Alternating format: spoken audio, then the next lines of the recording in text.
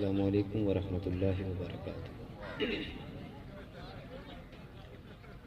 ان الحمد للہ نحمده ونستعینه ونستغفره ونعوذ باللہ من شرور انفسنا ومن سیئات اعمالنا، من يهده الله فلا مضل له ومن يضلله فلا هادي له، أشهد أن لا إله إلا الله وحده لا شريك له، وأشهد أن محمدا عبده ورسوله۔ قال الله تعالى في كلامه المجيد: لقد كان لكم في رسول الله أسوة حسنة۔ وقال النبي صلى الله عليه وبارك وسلم: خيركم لأهله وأنا خيركم لأهلي، أو كما قال النبي صلى الله عليه وبارك وسلم: ان اللہ وملائکتہ یصلون علی النبی یا ایہا الذین آمنوا صلوا علیہ وسلموا تسلیما۔ اللہم صلی علی سیدنا ومولانا محمد وبارک وسلم وصلی علیہ۔ الصلاۃ والسلام علیک یا رسول اللہ وعلی آلک واصحابک یا رحمت للعالمین۔ عزیزان محترم، شادی کے اس موقع پر جو خوشی کا موقع ہے، اور اس خوشی کے موقع پر اس تقریب ولیمہ کو، اور اس سے پہلے جو ان بچوں اور بچیوں کے نکاح کی تقریب ہوئی مسجد کے اندر، یقیناً اس گھر کا دین متین کے ساتھ تعلق جو ہے وہ اس حیثیت سے نمایاں ہوتا ہے۔ اللہ رب العزت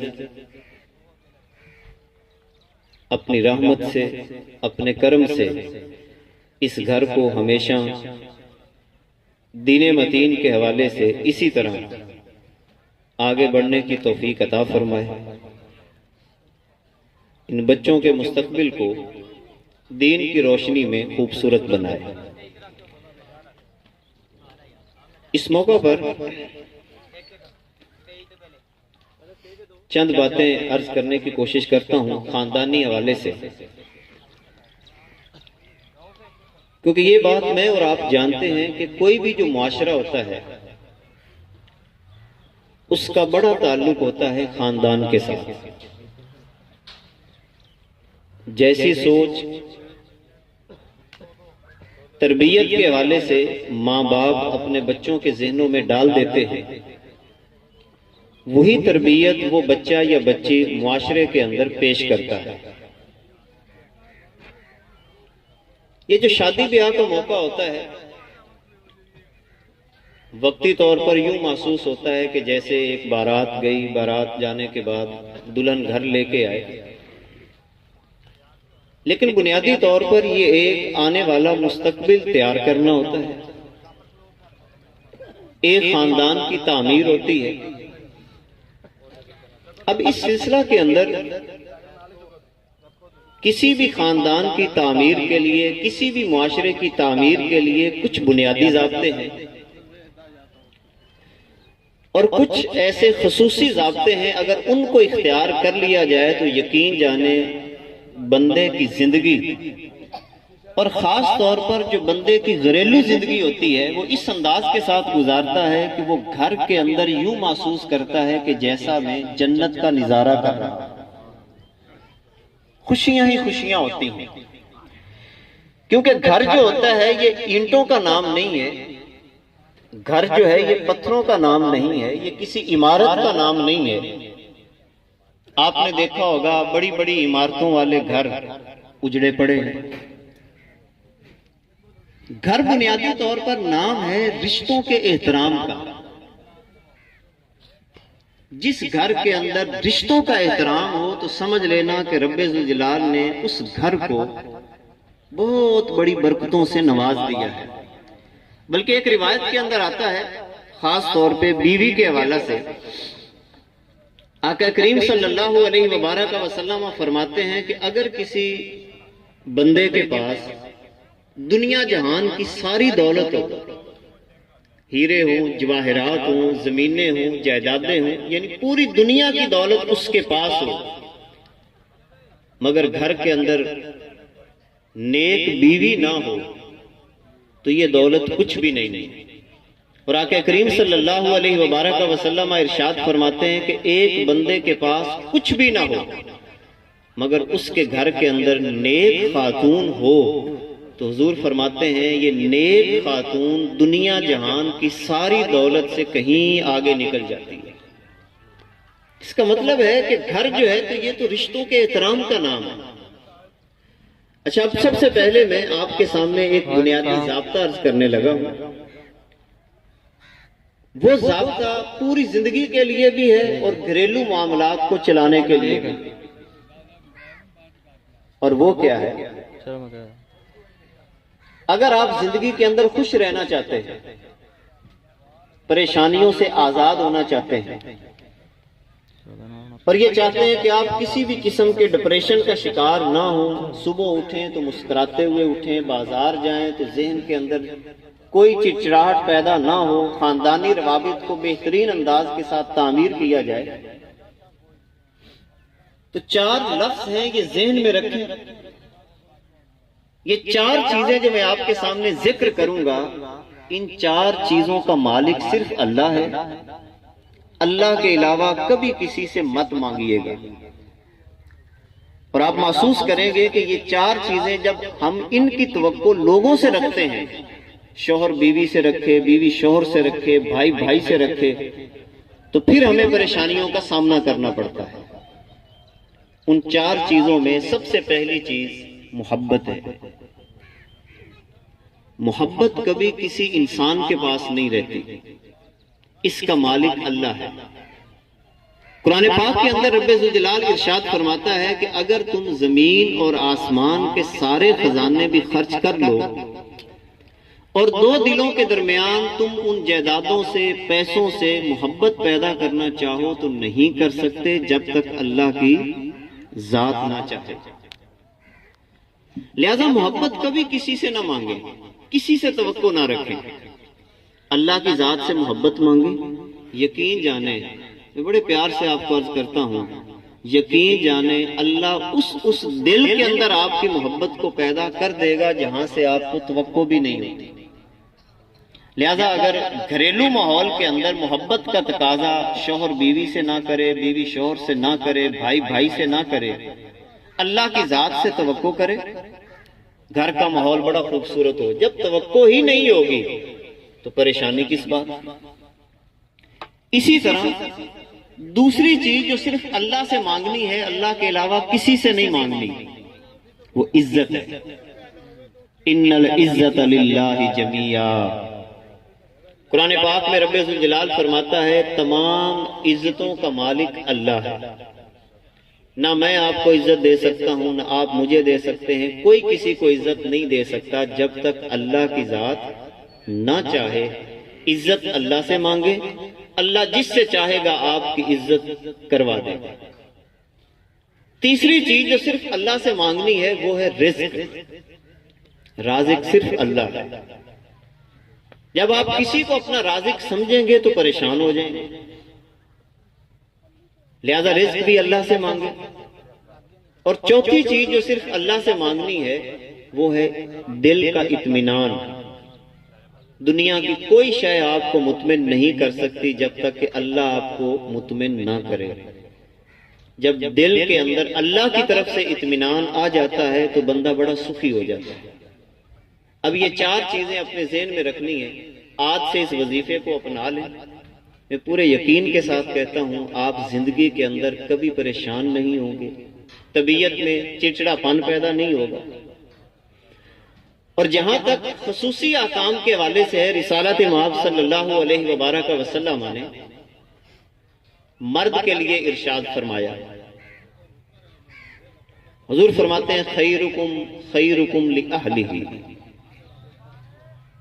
ہم کسی بھی شخص کا معیار دیکھتے ہیں اس کی بیرونی زندگی کیسی ہے،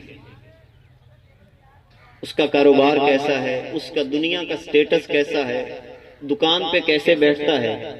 مگر حضور علیہ الصلوۃ والسلام فرماتے ہیں اگر کسی شخص نے یہ دیکھنا ہو کہ بندہ ایک نمبر ہے، بہتر ہے، حضور علیہ الصلوۃ والسلام فرماتے ہیں کہ یہ دیکھو کہ اس کی گھریلو زندگی کیسی ہے، وہ گھر میں کیسا رہتا ہے. کیا اس کی بیوی اس سے مطمئن ہے؟ کیا اس کے ماں باپ اس کی طبیعت سے مطمئن ہے؟ کیا اس کے بچے جو ہیں اس کی طبیعت سے مطمئن ہیں؟ دیکھیں باہر ہم کاروبار کرتے ہیں، ہم چہرے پہ بناوٹی مسکراہٹ بھی لے آتے ہیں، کاروباری مسکراہٹیں ہوتی ہیں. ہم نے باہر رہنا ہوتا ہے، کچھ مسکراہٹیں بناوٹی بنانا پڑتی ہیں، مگر گھر کے اندر جو مسکراہٹ ہوتی ہے وہ حقیقی ہوتی ہے. لہذا حضور علیہ الصلوۃ والسلام فرماتے ہیں تم میں سے سب سے بہتر وہ ہے جو گھر والوں کے ساتھ اچھا ہو. وَأَنَا خَيْرُكُمْ لِأَهْلِي. اور حضور علیہ الصلوۃ والسلام نے پھر اپنی مثال دی کہ اگر تم مجھے دیکھنا چاہتے ہو تو میں سب سے زیادہ اپنے گھر والوں کے ساتھ بہترین زندگی بسر کرتا ہوں. اب حضور کی زندگی کیسی ہے؟ صحابہ کرام رضوان اللہ علیہم اجمعین فرماتے ہیں کہ کائنات کے آقا سید الانبیاء صلی اللہ علیہ وبارک وسلم جب گھر میں تشریف لاتے تو آقا کریم علیہ الصلوۃ والسلام کا رویہ کیا ہوتا؟ کان رسول اللہ صلی اللہ علیہ وبارک وسلم فی بیتہ فی محنت اہلہ. آقا کریم علیہ الصلوۃ والسلام فرماتے ہیں کہ جب وہ آپ گھر میں داخل ہوتے ہیں تو صحابہ کہتے ہیں کہ حضور یوں داخل ہوتے کہ جیسے ایک مزدور گھر میں آیا ہے. اب دیکھیں مزدور کو جب میں اور آپ گھر میں بلاتے ہیں وہ آتے ہی کام کاج کرنا شروع کر دیتا ہے، کام کاج میں مصروف ہو جاتا ہے. گویا کہ آقا کریم صلی اللہ علیہ وبارک وسلم باہر کی مصروفیات بھی آپ کی کتنی زیادہ ہیں، مگر جب آقا کریم صلی اللہ علیہ وسلم گھر میں تشریف لاتے ہیں تو اپنے گھریلو کام کاج کے اندر مصروف ہو جاتے ہیں. یحلب شاتہ، بکری کا دودھ خود دو رہے ہیں. یقصف نعلہ، آقا کریم صلی اللہ علیہ وبارک وسلم اپنے جوتے خود گانٹ رہے ہیں.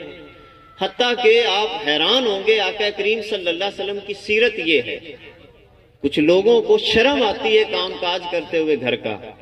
میں کہتا ہوں یہ شرم نہیں ہے، یہ بے حیائی ہے. بے حیائی اسی چیز کا نام ہے کہ حضور کی عادت کو چھوڑ کر اپنی ٹور کو زیادہ اہمیت دی جائے.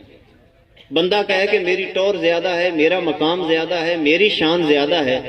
مگر صحابہ کرام کہتے ہیں رسول پاک صلی اللہ علیہ وسلم کا مزاج یہ تھا کانا یعجن معہا.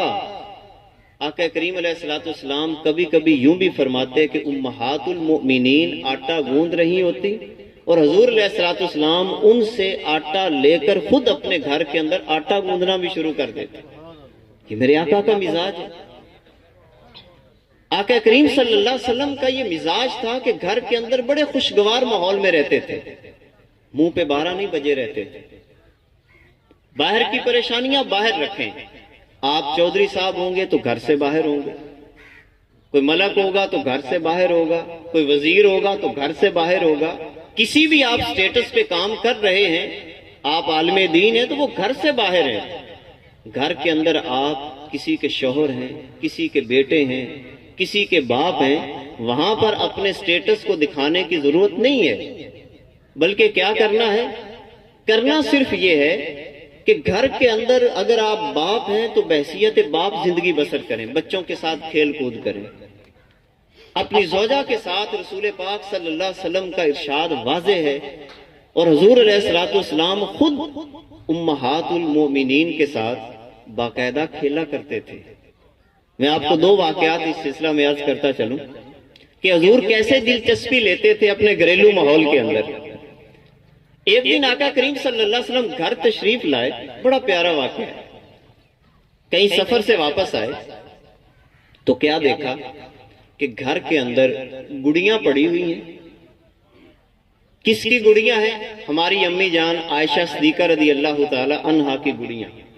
अब देखे शादी हो गई अम्मा जी आयशा सिद्दीका रदी अल्लाह ताला अन्हा की, तो शादी के बाद भी हमारी अम्मा जान गुड़ियों से खेला करती थी। हुजूर अलैहिस्सलाम ने देखा कि उन गुड़ियों के अंदर एक घोड़ा है और उस घोड़े के दो पर लगे हुए हैं। तो आका करीम अलैहिस्सलाम ने अम्मा जी आयशा सिद्दीका रदी अल्लाह ताला अन्हा से पूछा, ए आयशा, बड़े प्यार से पूछा, गुड़ियां देखी, बड़े प्यार से देखी और फरमाया, ए आयशा, क्या घोड़ों के भी कभी पर होते? बड़े प्यार से पूछा, ए आयशा, तूने ये जो घोड़ा बनाया हुआ है इसके तो दो पर हैं, तो क्या कभी घोड़ों के भी पर होते हैं? तो हमारी अम्मी जान ने बड़े प्यार से मुस्कुराते हुए आगे से मिजाह किया, ए मेरे सरदार, ए मेरे आका, क्या आपने सुना नहीं है? बड़े प्यार से बात, क्या आपने सुना नहीं है कि सुलेमान अलैहिस्सलाम के जो घोड़े थे उसके पर होते थे, तो मैंने सुलेमान अलैहिस्सलाम का घोड़ा बनाया है। हुजूर अलैहिस्सलाम मुस्कुराने लगे। अच्छा, आका करीम अलैहिस्सलाम का मिजाज देखें कि अपनी बीवी को अहमियत कितनी देते थे। एक दिन अम्मा जी आयशा सिद्दीका रज़ी अल्लाह ताला अन्हा की बारी थी। घर में कोई खाने का सामान मौजूद नहीं था। ये उन मर्दों के लिए, उन शोहरों के लिए बेहतरीन नसीहत है कि ये नहीं है कि मैं और आप घर से बाहर जाएं तो मुर्ग मुतंजन खा के आ जाएं और बीवी बेचारी भूखी बैठी हो। हुजूर अलैहिस्सलाम का ये मिजाज बिल्कुल नहीं था। एक शख्स आया हुजूर की बारगाह में, अर्ज करता है, या रसूल अल्लाह सल्लल्लाहु अलैहि वबारक वसल्लम, मैंने आपकी दावत बनाई है, आप मेरे घर तो तशरीफ लाएं। बारी थी अम्मी जान आयशा सिद्दीका रज़ी अल्लाह ताला अन्हा की। हुजूर अलैहिस्सलाम को मालूम था कि घर खाने को कुछ नहीं है, तो हुजूर फरमाने लगे, क्या मुझे सिर्फ दावत है कि मेरे साथ आयशा भी दावत पे जाएगी? तो वो सहाबी बड़े सादा थे और बड़े खुल के सहाबा हुजूर से बात कर लिया करते थे। अर्ज करने लगे, हुजूर नहीं, सिर्फ आपकी दावत है, आयशा को दावत नहीं है। अच्छा, मेरे हुजूर का जुमला सुने। कायनात के आका सल्लल्लाहु अलैहि वसल्लम फरमाने लगे, अच्छा अगर आयशा नहीं जाएगी तो मैं भी नहीं जाऊंगा। ये बीवी को अहमियत दी जा रही है। वो 3-4 दफा ऐसा तकरार हुआ तो वो कहता है, या रसूलल्लाह आप फिर अम्मी जान आयशा को भी ले आए। तो हुजूर ने फरमाया, हाँ अब मैं आपकी दावत को कबूल करता हूं। ये बीवियों को अहमियत है। आका करीम सल्लल्लाहु अलैहि वसल्लम के मिजाज के बारे में सहाबा किराम ये कहते हैं कि हुजूर अलैहिस्सलाम का ये मिजाज था, और अम्मा जान खुद बयान करती हैं कि आप कभी घर में तशरीफ लाते और पानी की तलब होती, पानी मांगते। जब पानी मांग लेते, हम पानी लेके आती, तो हुजूर अलैहिस्सलाम क्या फरमाते? मिसाल के तौर पर अम्मी जान आयशा कहती हैं कि मैंने हुजूर को पानी पेश किया, मगर हुजूर फरमाने लगे कि नहीं आयशा, पहले तुम पियो। अम्मी जान कहती हैं कि मैं पानी पीती। जब पानी में हुजूर की बारगाह में फिर पेश करती तो कायनात के आका सल्लल्लाहु अलैहि वसल्लम बाकायदा पूछते कि आयशा, तूने किस जगह से पानी पिया है? तेरे होंठ किस जगह पे लगे हैं? तो आका करीम सल्लल्लाहु अलैहि वसल्लम फिर उन्हीं जगहों पे होंठ लगाकर पानी पिया करते थे। ये कितना हसीन निजाम मेरे आका करीम सल्लल्लाहु अलैहि वसल्लम ने हमें अता फरमाया। एक और वाकया सुने। अम्मा जी आयशा रज़ी अल्लाह ताला अन्हा आप फरमाती हैं कि हुजूर अलैहिस्सलाम के साथ मैं सफर में थी,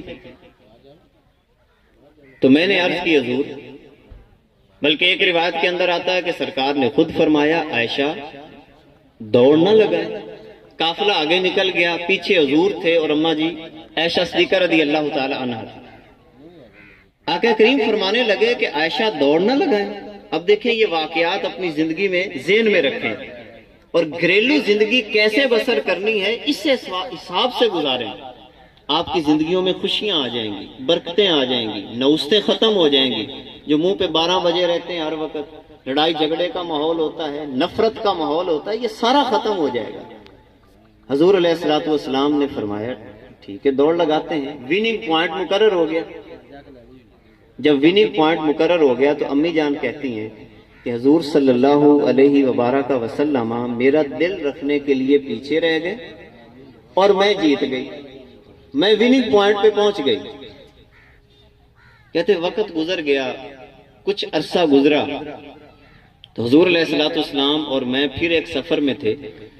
آقا کریم صلی اللہ علیہ وسلم نے فرمایا عائشہ آج پھر نہ دوڑ لگائیں، پھر دوڑ شروع ہو گئی۔ اماں جی فرماتی ہیں کہ ہوا یہ کہ اس دن حضور مجھ سے آگے نکل گئے، اور اب انداز دیکھیں میرے آقا کریم صلی اللہ علیہ وسلم کا، قربان جائیں حضور کی سیرت پہ۔ اتنا مصروف ترین انسان، ہماری مصروفیت کیا ہے؟ مگر یقین جانے گھر میں کتنی خوبصورت زندگی ہے۔ اماں جی کہتی ہیں کہ حضور جب وننگ پوائنٹ پہ پہنچے تو پیچھے مڑ کے میری طرف ارشاد فرمایا عائشہ دیکھ اس دن کی جیت کا آج میں نے بدلہ لے لیا ہے۔ تو یہ مسکراہٹ کا ماحول میرے آقا کریم صلی اللہ علیہ وسلم گھر میں پیدا کر رہے ہیں۔ کتنا پیارا ماحول ہے، کتنا پیارا انداز ہے میرے آقا کریم صلی اللہ علیہ وسلم کا۔ اب حضور فرماتے ہیں ایک مقام پہ رحمت والے گھر کی نشانی، اس کو بھی ذہن میں رکھیں۔ آقا کریم صلی اللہ علیہ وسلم فرماتے ہیں اذا اراد اللہ بأہل بیتہ خیرا، فرمایا کہ اللہ جس گھر کے ساتھ بھلائی کا ارادہ کر لیتا ہے اس گھر کے اندر 5 رحمتوں کو نازل کرتا ہے۔ اب ان 5 چیزوں کو توجہ سے سننا ہے اور دیکھنا ہے کہ کیا یہ 5 چیزیں میرے اور آپ کے گھر میں ہیں یا نہیں ہیں۔ اگر ہوں تو اللہ کا شکر ادا کیجئے، اور اگر نہ ہوں تو پھر کوشش کر کے اللہ کی رحمتوں کو سمیٹنے کی کوشش کیجئے۔ حضور فرماتے ہیں کہ اللہ جس گھر کے ساتھ بھلائی کا ارادہ کر لیتا ہے سب سے پہلی رحمت جو اس گھر کے اندر داخل ہوتی ہے فَفَقَّهُمْ فِي الدِّينِ، اس گھر کے تمام افراد کو رب ذوالجلال دین کی سمجھ عطا کر دیتا ہے۔ باپ بھی دین سمجھتا ہے، بیٹا بھی دین سمجھتا ہے، ماں بھی دین سمجھتی ہے، بیٹیاں بھی دین سمجھتی ہیں۔ اور پھر حضور علیہ الصلوۃ والسلام فرماتے ہیں جو دوسری رحمت اس گھر کے اندر داخل ہوتی ہے وَقَّرَ صَغِيرُهُمْ كَبِيرَهُمْ۔ آج دیکھیں لوگ بڑے بڑے باہر ان کے عہدے ہوتے ہیں، اپنے آپ کو بڑا شو کر رہے ہوتے ہیں، بناوٹیں بناتے ہیں کہ ہم بڑی شے ہیں، ہم بڑے چودھری ہیں، ہم بڑے ملک ہیں، مگر خاندان میں کیا صورتحال ہوتی ہے کہ چھوٹا بڑے کی عزت نہیں کرتا، بچے باپ کی عزت نہیں کرتے، اور باہر بڑے تیس مار بنے پھرتے ہیں، باہر اپنے آپ کو سمجھتے ہیں کہ ہم بہت بڑی چیز ہیں، مگر گھریلو ماحول کیسا ہوتا ہے کہ بھتیجے عزت نہیں کرتے، بھانجے عزت نہیں کرتے، چھوٹا رشتہ عزت نہیں کرتا۔ کائنات کے آقا صلی اللہ علیہ وسلم فرماتے ہیں جو رحمت والا گھر ہوتا ہے اس کی دوسری نشانی یہ ہے کہ اس گھر کا ہر چھوٹا رشتہ بڑے کی عزت کرے گا۔ جس گھر کے اندر یہ ماحول ہو تو سمجھ لیں رحمت والا گھر ہے۔ اور تیسری نشانی آقا کریم صلی اللہ علیہ وسلم فرماتے ہیں اللہ رب العزت ان کی معیشت کو آسان کر دیتا ہے، ان کی روزی روٹی آسان ہو جاتی ہے۔ اور چوتھی نشانی کائنات کے آقا صلی اللہ علیہ وسلم یہ فرماتے ہیں اس گھر کی یہ ہے وَالْقَصْدَ فِي نِفَاقِهِمْ، اللہ رب العزت اس گھر کے ہر بندے کو خرچ کرنے کا طریقہ بھی عطا فرما دیتا ہے۔ دیکھیں ہمارے پاس پیسے آتے ہیں فضول چیزوں میں خرچ ہو جاتے ہیں، فضول خریداری میں خرچ ہو جاتے ہیں، مگر آقا کریم صلی اللہ علیہ وسلم فرماتے ہیں کہ اس گھر کی چوتھی نشانی یہ ہے کہ رب ذوالجلال ان کو خرچ کرنے کا طریقہ بھی عطا فرما دیتا ہے۔ اور پانچویں نشانی کے بارے میں آقا کریم صلی اللہ علیہ وسلم فرماتے ہیں وَبَسَّرَهُمْ فِي عُيُوبِهِمْ، اس گھر کی پانچویں نشانی یہ ہوگی کہ اس گھر کا ہر بندہ اپنے گناہوں پہ صاحب بصیرت ہو جائے گا۔ اب اس کا مفہوم کیا ہے؟ دیکھیں ہماری عادت کیا ہوتی گھروں میں، ہم دوسروں کے عیب تلاش کرتے ہیں، ساس بہو کا عیب تلاش کرتی ہے، بہو ساس کا عیب تلاش کرتی ہے، میاں اور بیوی کی لڑائی بھی ایک دوسرے کے عیب تلاش کرنے میں لگ جاتی ہے، مگر آقا کریم فرماتے ہیں کہ اللہ رب العزت اس گھر کے ہر بندے کو اپنے عیب پہ صاحب بصیرت بنا دیتا ہے۔ مطلب یہ ہے کہ ہر بندہ اپنے عیب کو دیکھتا ہے، دوسروں کے عیب کو نہیں دیکھتا۔ اور اب اس سلسلہ میں ایک اور روایت بڑی پیاری ہے ان والدین کے لیے، ان بھائیوں کے لیے جو جذبات میں آ کر اپنے بچوں اور بچیوں کے گھروں کو اجاڑ دیتے ہیں۔ حضور علیہ الصلوۃ والسلام کی سیرت کا ایک واقعہ الجامع الصحیح البخاری کا۔ آقا کی سیرت نے ہمیں یہ بھی بتایا کہ بچیوں کے گھر کیسے بسائے جاتے ہیں۔ ایک دن نبی رحمت صلی اللہ علیہ وبارک وسلم اپنی بیٹی حضرت فاطمہ رضی اللہ تعالی عنہ آپ کے گھر تشریف لے کے جاتے ہیں۔ آپ افسردہ بیٹھی ہوئی ہیں۔ حضور نے پوچھا بیٹی کیا ہوا؟ عرض کرنے لگی ابا جان، حضرت علی رضی اللہ تعالی عنہ اور میری کسی بات پہ ناراضگی ہو گئی ہے۔ ہو جاتا ہے گھر میں، کوئی ایسا مسئلہ نہیں ہے، یہ زندگی کا حصہ ہے۔ میری اور ان کی آپس میں کسی بات پہ ناراضگی ہو گئی ہے اور وہ مجھ سے ناراض ہو کے گھر سے باہر چلے گئے۔ اب ذرا جائزہ لیں، میں اور آپ اپنی بیٹی کے گھر جائیں یا بھائی اپنی بہن کے گھر جائے اور وہ آگے سے افسردہ بیٹھی ہو اور شکایت لگائے اپنے شوہر کی، تو میرا اور آپ کا سب سے پہلے رویہ کیا ہوتا ہے کہ ہم اپنی بیٹی کو، اپنی بہن کو کہتے ہیں کہ اٹھ ہمارے ساتھ چل، ان سے میں نبڑ لوں گا۔ لڑائی شروع ہو جاتی ہے، جھگڑا شروع ہو جاتا ہے، چلتے چلتے بات پھر کہاں پہ آ جاتی ہے؟ معاذ اللہ ثم معاذ اللہ، طلاق تک نوبت پہنچ جاتی ہے۔ ہم جذبات میں آ کے گھروں کو اجاڑ دیتے ہیں۔ تو بھئی دنیا کے اندر کوئی مسئلہ ایسا ہے جس کا حل موجود نہ ہو؟ ہر مسئلے کا حل موجود ہے، شریعت نے ہمیں عطا کیا ہے۔ اب حضور علیہ الصلوۃ والسلام بھی اپنی بیٹی کے گھر جاتے ہیں، وہ افسردہ بیٹھی ہوئی ہیں، مگر میرے آقا کا اب رویہ کیا ہے اس کو دیکھنا ہے آپ نے۔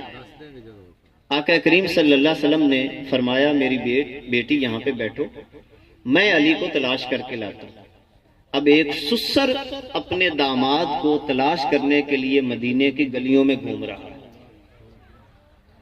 آپ اس کو اس حیثیت سے دیکھیں کہ حضور سسر ہیں اور حضرت علی رضی اللہ تعالی عنہ داماد ہیں۔ صحابہ سے پوچھتے ہیں کہ علی کو دیکھا، علی کو دیکھا، علی کو دیکھا؟ صحابہ نے عرض کی یا رسول اللہ ہاں ہم نے دیکھا ہے مسجد نبوی کی طرف جاتے ہوئے، مسجد کی طرف جا رہے تھے۔ جب حضور مسجد میں گئے تو دیکھا کہ حضرت علی رضی اللہ تعالی عنہ مسجد نبوی کے اندر مٹی کے اوپر سوئے ہوئے تھے، گھر سے ناراض ہو کے آئے تھے اور سیدھا مسجد میں آ کے مٹی کے اوپر سو گئے۔ کروٹیں بھی بدلی ہوں گی، سارے جسم کے اوپر مٹی لگی ہوئی۔ قربان جائیں، وہ والدین توجہ کریں، وہ بھائی توجہ کریں جو جذبات میں آ کے گھروں کو بگاڑتے ہیں۔ روایت میں آتا ہے کہ حضور علیہ الصلوۃ والسلام نے کوئی سخت جملہ نہیں فرمایا، بلکہ اپنے داماد کے پاس بیٹھ گئے، اٹھایا بھی نہیں اور چپ کر کے مٹی صاف کرنا شروع کر دی، اوپر سے مٹی صاف کرنا شروع کر دی اور ایک جملہ فرمایا کم یا ابت تراب، وہ مٹی آڑیا۔ ابو تراب لقب جو حضرت علی کو ہم ابو تراب کہتے ہیں یہ وہاں سے پڑا۔ وہ مٹی آڑیا، اٹھ۔ مٹی صاف کی۔ خود آقا کریم علیہ الصلوۃ والسلام نے کچھ پیار سے باتیں کی، ہاتھ پکڑا، حضور گھر لے کے آ گئے، اپنی بیٹی کے پاس بٹھایا، چند خوشگوار باتیں کی، دونوں مسکرا پڑے، حضور علیہ السلام اپنے گھر آ گئے۔ اب دیکھیں معاملے یوں حل کیے جاتے ہیں، لیکن میرا اور آپ کا مزاج تیز ہو جاتا ہے، سخت ہو جاتا ہے۔ اس لیے گھروں کے نظام کو چلانے کے لیے ضروری ہے کہ اپنی طبیعت میں صبر پیدا کیا جائے، برداشت پیدا کی جائے۔ اس کے بغیر گھروں کا نظام کبھی بھی نہیں چل سکتا۔ اب آخر میں ایک دعا ہے جو سورہ فرقان کے اندر اللہ رب العزت نے ہمیں عطا فرمائی۔ اور بہترین دعا ہے گھریلو نظام کے اندر خوشگواری پیدا کرنے کے لیے. ربنا ہب لنا من ازواجنا وذریاتنا قرۃ اعین واجعلنا للمتقین اماما. بہترین دعا ہے. جب کبھی آپ دیکھیں کہ گھر میں ماحول خراب ہو رہا ہے، بلکہ یہ دعا کثرت سے مانگا کریں، جس کا مفہوم کیا ہے؟ ربنا ہب لنا من ازواجنا وذریاتنا. اے میرے اللہ، تو عطا کر دے نا، تو ہمیں عطا کر دے. کون سی چیز؟ بیویوں سے. اور بیوی کہہ رہی ہے شوہر. یعنی بیوی اگر دعا مانگے گی تو شوہر کے لیے، شوہر اگر دعا مانگے گا تو بیوی کے لیے. اے اللہ، میری بیوی کو اور میرے بچوں کو میرے آنکھوں کی ٹھنڈک بنا دے. اب آنکھوں کی ٹھنڈک کب بنے گی؟ جب ماحول ٹھیک ہوگا، احترام ہوگا. اور پھر کیا؟ وَجْعَلْنَا لِلْمُتَّقِينَ إِمَامًا. اے اللہ، مجھے متقین کا قائد بنا دے. یعنی دعا آپ نے کیا مانگی کہ اے اللہ، میرے گھر کے تمام افراد کو متقی بنا دے. اب اس دعا کی روشنی میں جو ہماری بیٹیاں ہیں، ہماری بہنیں ہیں، گھر کا نظام چلانے میں ان کا بڑا کردار ہے. حضور علیہ الصلوۃ والسلام یہ روایت اپنی بیٹیوں کو جا کے سنائیں کہ اپنے شوہر کا مقام کیا ہے. اپنی بہنوں کو جا کے بتائیں کہ اس کے شوہر کا مقام کیا ہے. حضور علیہ الصلوۃ والسلام نے واضح لفظوں میں ارشاد فرمایا کہ اگر اللہ کے علاوہ کسی کو سجدہ جائز ہوتا تو میں حکم دیتا کہ بیوی اپنے شوہر کو سجدہ کرے. اگر جائز ہوتا تو یہ حکم آ جاتا. اتنا بڑا مقام ہے شوہر کا. چھوٹی چھوٹی بات پہ تلخیاں کر لیتی ہیں، جھگڑے کر لیتی ہیں. شوہر کی آمدنی کا خیال نہ رکھنا، شوہر کے مزاج کا خیال نہ رکھنا. اب اس سلسلہ میں دو روایات آپ ذہن میں رکھیں بچیوں کے حوالہ سے. حضرت عمر رضی اللہ تعالی عنہ اور اسی طرح حضرت اسما رضی اللہ تعالی عنہ، یہ ان سے روایت ہے. آپ فرماتی ہیں کہ انا وافدۃ النساء، کہ ہم نے مدینے کی عورتوں نے میٹنگ کی اور میٹنگ کر کے مجھے رہنما بنا دیا کہ حضور سے جا کے بات کریں. بڑی پیاری روایت ہے کہ ہمارے مطالبے ہیں کچھ، یہ مطالبے ہمارے پورے کیے جائیں. اب وہ مطالبے کیا تھے؟ حضرت اسما کہتی ہیں کہ ہمارا ایک مطالبہ تو یہ تھا کہ مرد ہم سے آگے نکل گئے. کیسے؟ جمعے کی نماز کی ان کو اجازت ہے، ہمیں اجازت نہیں ہے. جماعت کے ساتھ یہ نماز پڑھ لیتے ہیں، ہمیں اجازت نہیں ہے. جنازوں میں مرد شریک ہو جاتے ہیں، ہمیں اجازت نہیں ہے. اور اسی طرح جہاد پہ یہ چلے جاتے ہیں، ہمیں اجازت نہیں ہے. حج اور عمرے کے لیے ہمارے لیے محرم کی شرط ہے، ان کے لیے محرم کی شرط نہیں ہے. تو نیکیوں میں تو یہ بہت آگے نکل گئے. میرے آقا مسکرائے اور بڑے پیار سے فرمایا کہ اسما واپس چلی جا اور عورتوں کو یہ پیغام دے دے کہ تم نے اپنے گھروں میں یہ کام کرنے ہیں. پہلا کام یہ کرنا ہے کہ شوہر کی رضا میں راضی رہے. اگر وہ شریعت کے خلاف کوئی حکم جاری نہ کرے، اگر وہ کسی کام میں راضی ہے، کوئی کام اس کا دل نہیں کر رہا اور شریعت کے مزاج کے اندر اندر ہے، تو پھر اپنے شوہر کی رضا کے اندر راضی رہنا ہے. نمبر 2، اپنے شوہر کی معاملت کرنی ہے. اپنے شوہر کی آمدنی کا خیال رکھتے ہوئے اس کے زندگی کے تمام معاملات کو ساتھ ساتھ لے کے چلنا ہے. نتیجہ یہ ہے کہ اپنے شوہر کو پریشان نہیں کرنا. آقا کریم صلی اللہ علیہ وسلم فرماتے ہیں کہ جاؤ تم صرف اپنے گھروں کے نظام کو سنبھال لو، گھروں میں امن لے آؤ، گھروں میں سکون لے آؤ، لڑائیاں نہ کرو، جھگڑے نہ کرو. میں تمہیں گارنٹی دیتا ہوں کہ رب ذوالجلال گھر بیٹھے بٹھائے تمہیں جمعے کا ثواب بھی عطا فرما دے گا. اللہ رب العزت تمہیں گھر بیٹھے بٹھائے جماعت کا ثواب بھی عطا فرما دے گا، گھر بیٹھے بٹھائے جہاد کا ثواب بھی عطا فرما دے گا۔ اور میرے آقا نے یہاں تک بات ختم کر دی کہ اگر تم اپنے گھر کے نظام کو ٹھیک کر لو تو گھر بیٹھے بٹھائے اللہ حج اور عمرے کا ثواب بھی عطا فرما دے گا۔ اور ایک روایت میں آتا ہے، حضور فرماتے ہیں اگر کوئی عورت فوت ہو جائے، ایما امرا ماتت وزوجھا عنہا راضٍ، یہ اپنی بچیوں کو سنائیں، اپنی بیٹیوں کو سنائیں، بہنوں کو سنائیں تاکہ ہمارے گھروں میں سکون آئے۔ میرے آقا نے فرمایا کہ اگر کوئی عورت فوت ہو جاتی ہے اور اس کا شوہر صرف اتنا کہہ دیتا ہے کہ میں اپنی بیوی کی زندگی سے راضی ہوں، صرف اتنا کہہ دیتا ہے کہ میں اپنی بیوی کی زندگی سے راضی ہوں، میری بیوی بڑی نیک تھی، کبھی اس نے فتنہ پیدا نہیں کیا، فساد پیدا نہیں کیا، جھگڑا پیدا نہیں کیا، بڑے پیارے الفاظ ہیں، حضور فرماتے ہیں کہ وہ اس عورت کی میت ابھی گھر میں پڑی ہوتی ہے اور شوہر صرف اتنا کہہ دے کہ میں اپنی بیوی سے راضی ہوں، داخلت الجنہ، رب ذوالجلال قبر کے جانے سے پہلے اسے جنت میں پہنچا دیتا ہے۔ یہ تربیت ہے۔ اور یقین جانیں جتنا دین کے قریب ہوتے چلے جاؤ گے گھروں میں سکون ہے، جتنا دین سے دور ہوتے چلے جاؤ گے فتنے اور فسادات ہماری زندگی کا حصہ رہیں گے۔ تو کوشش کریں،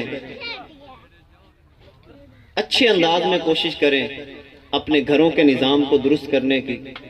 اور میں آخر میں دوبارہ مبارکباد پیش کرتا ہوں ان ساتھیوں کو کہ اس خوشی کے موقع پر ایک انتہائی آسن قدم انہوں نے اٹھایا، علاقے والوں کے لیے بہترین مشعل راہ ہے۔ اور اللہ رب العزت سے دعا ہے کہ اللہ رب العزت اس گھر کو ہمیشہ آباد رکھے۔ آپ نے سنا، میں نے سنایا، اللہ اس کو قبول کر لے اور اللہ ہمارے گھروں کے نظام کو بہترین بنائے تاکہ زندگی ہماری سکون سے گزر سکے۔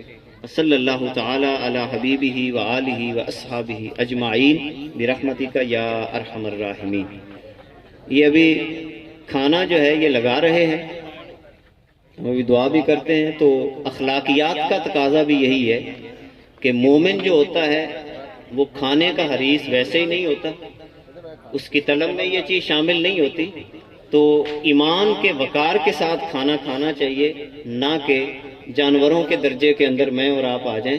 وقار کے ساتھ، حوصلے کے ساتھ کھانا ہمیں تناول کرنا چاہیے، دوسروں کو موقع دینا چاہیے پہلے کھانے کا، بجائے اس کے کہ پلیٹوں کے اوپر پلیٹیں بج رہی ہوں۔